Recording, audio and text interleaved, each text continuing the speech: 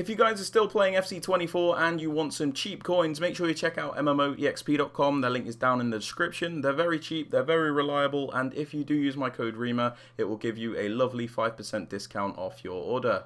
So what's up guys, it's Ash here and welcome back to a brand new video on the channel. In today's video guys, we do have some 4-2-4 tactics to help you out in FC24, but just before we do get into today's video, I just wanted to give you guys a bit of an update on some uploads. So I don't usually like to say too many personal things, and I'm not looking for sympathy here, but I might not be posting too many videos over the next week or so, purely based on the fact my mum's not very well. She's got a really bad illness.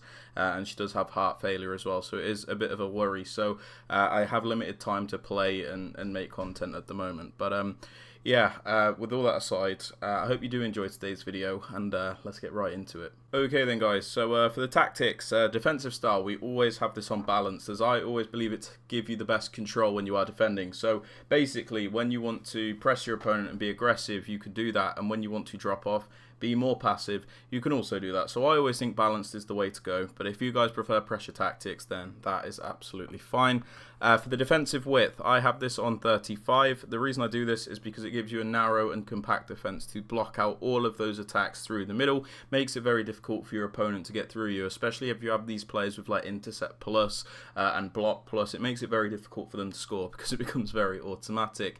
Another good thing about this is you also seem to have decent coverage of those wider areas. So even if an opponent does go down the wing or switch the play, you can easily get out to those players and prevent the attacks out wide as well. So it just seems to be the most balanced width in my opinion.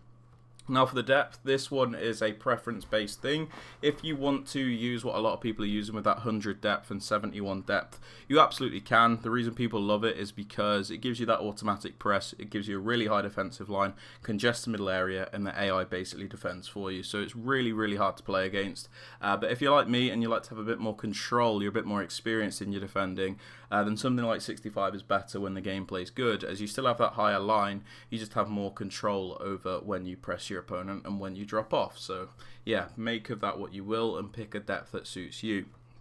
Now for the build-up play, I recommend balanced, as I find it to be the most consistent and the most varied. So when you use balance, you can basically pick and choose between each type of build-up. So if you want to start off slow and then maybe speed up and play a bit quicker, you can do that.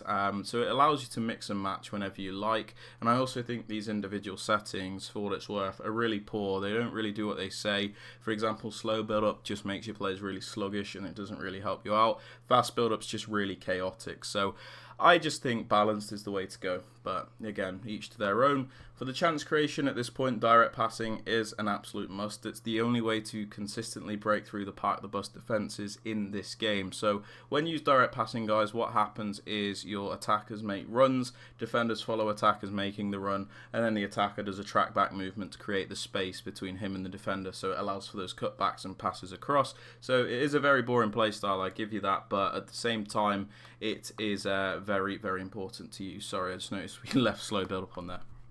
Now for the attacking width, you can use what you want, to be honest with you. All you need to know is the lower the attacking width, the more narrow your attack, and then the higher the attacking width, the wider your attack. So I've just gone bang in the middle at the moment, just left it on 50, completely balanced, but again, just pick what you want and experiment based on the knowledge. Now for the players in the box, I popped this on 7. I like this balance because it gives you a lot of players in that penalty area, but at the same time, you don't completely overcommit to the point where you're screwed if you get counter attacks. So I like it, but you can change it. For the corners and the free kicks, guys, I have them both on 2, but if there's specific routines that have, require it on 1 or 3, for example, just do that. It doesn't matter, essentially. Now, moving on to the player instructions for this 4-2-4. A lot of them are pretty basic, I'll give it you, but at the same time, they're very important with the way that this game functions, because it is a very linear game. You have to use a lot of the same instructions for a lot of different tactics, essentially. So, for the 2 strikers, I popped them both on stay central and get in behind. Now the reason you pop them on stay central, pretty self-explanatory. You don't really need them drifting out into those wider areas. You've got wingers, you've got fullbacks, so you don't need them out there. You need them to be in the middle so that they can be that reliable strike force up top. and help you out in that way. Because if you have them on balance whip, sometimes you don't have players in that area when you need them to be there. We also have them on getting behind. The reason I think this is such an important instruction is because it forces runs out of the players. This is especially important if your opponent is using a pressure tactic, because mixed attack, for example, if somebody's using like 50 depth, it's absolutely fine. You know, players still seem to make good movements, but if they're using a pressure tactic and you have them on mixed attack, they don't move at all. So getting behind is important to force those runs, beat the press, and ensure your players actually move correctly. Now, for these wingers, very important instructions: come back and defense, cut inside, get in behind, and get into the box for cross. Now, the most important instruction here is come back and defense, because the 4-2-4 is not a very defensive formation by default. You'll see you've just got those two centre mids and a lot of space out wide, so we need to fill in that space. So we pop these wingers on come back and defense, so it makes it defend in a 4-4-2 instead of a 4-2-4. So these wingers will come back to sit next to those two centre mids as right mids and left mids, filling in that space, making your defense more compact and making the formation more balanced. So this is a very important instruction.